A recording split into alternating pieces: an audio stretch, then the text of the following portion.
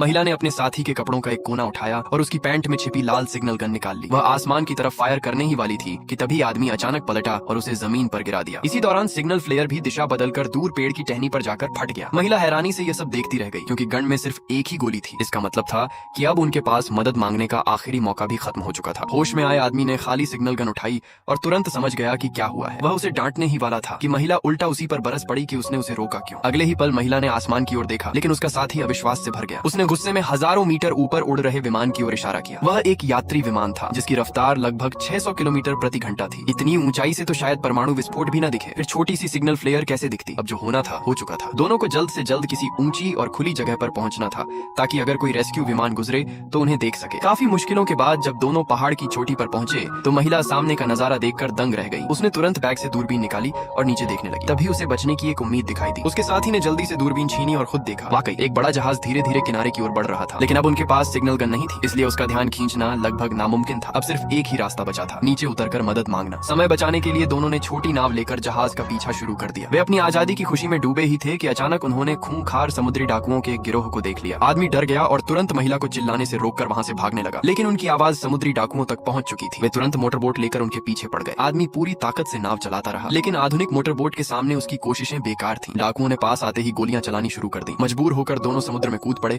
और तैरकर किसी तरह किनारे पहुंचे, लेकिन डाकू भी उनका पीछा करते हुए वहां तक आ गए। आदमी ने महिला को छिपने के लिए कहा और खुद जाल बिछाकर मुकाबला करने लगा। उसकी फुर्ती से दो डाकू घायल हो गए। महिला ने भी लकड़ी उठाकर हमला शुरू कर दिया, लेकिन वे भूल गए थे कि डाकू कुल 3 थे। एक डाकू ने महिला को पकड़ लिया और आदमी भी जल्द ही काबू में आ गया। जैसे ही डाकू उन्हें मारने वाले थे, महिला ने कहा, हमने इस द्वीप पर सोना खोज लिया है।